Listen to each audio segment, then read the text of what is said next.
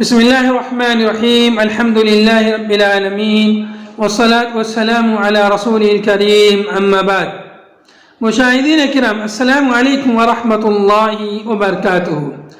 آج میں آپ کی خدمت میں کتاب نعمت المنان مجموع فتاوی فضیلۃ الدکتور فضل الرحمن المدنی رحمہ اللہ سے ایک اہم مسئلہ رسالت محمدی کے دلائل سے متعلق لے کر حاضر ہوا ہوں۔ آپ رحمہ اللہ سے سوال کیا گیا کہ محمد صلی اللہ علیہ وسلم کے رسول اللہ ہونے کے کیا دلائل ہیں۔ اس سوال کے جواب میں آپ رحمہ اللہ نے فرمایا کہ محمد صلی اللہ علیہ وسلم کی رسالت کی بہت ساری دلیلیں ہیں، جیسے نمبر 1 ارشاد باری تعالیٰ محمد رسول اللہ والذین معه اشداء علی الکفار رحماء بینہم۔ محمد اللہ کے رسول ہیں اور آپ کے ساتھی کافروں پر بہت سخت اور آپس میں رحم دل ہیں۔ اللہ تعالیٰ کو نمبر 2 اللہ تعالیٰ کا آپ کو خطاب کر کے فرمانا واللہ یعلم انک لرسولہ، اور اللہ جانتا ہے کہ بے شک آپ اس کے رسول ہیں۔ نمبر 3 ارشاد باری، ارشاد الہی لقد من اللہ علی المؤمنین اذ بعث فیہم رسولا من انفسہم یتلو علیہم آیاتہ ویزکیہم ویعلمہم الکتاب والحکمہ۔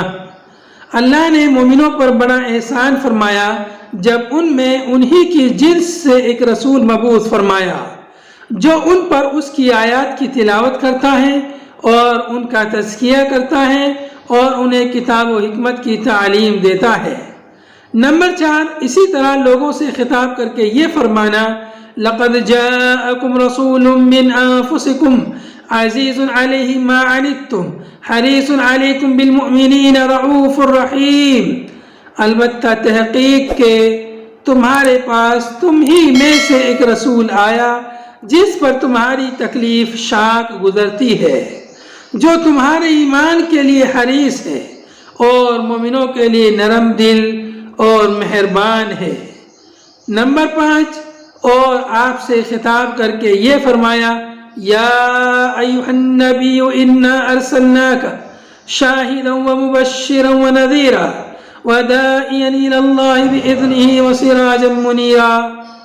اے نبی صلی اللہ علیہ وسلم، ہم نے آپ کو گواہی دینے والا، خوشخبری سنانے والا، ڈرانے والا، اللہ کے حکم سے اس کی طرف دعوت دینے والا اور روشن چراغ بنا کر بھیجا ہے۔ رسول اکرم صلی اللہ علیہ وسلم کی نبوت کے عقلی و نقلی دلائل پر مشتمل سلف و خلف علماء کرام کی مستقل کتابیں ہیں، جن میں سے بعض کئی جلدوں پر مشتمل ہیں، جیسے دلائل النبوہ للبیہقی وغیرہ۔ وآخر دعوانا ان الحمد للہ رب العالمین۔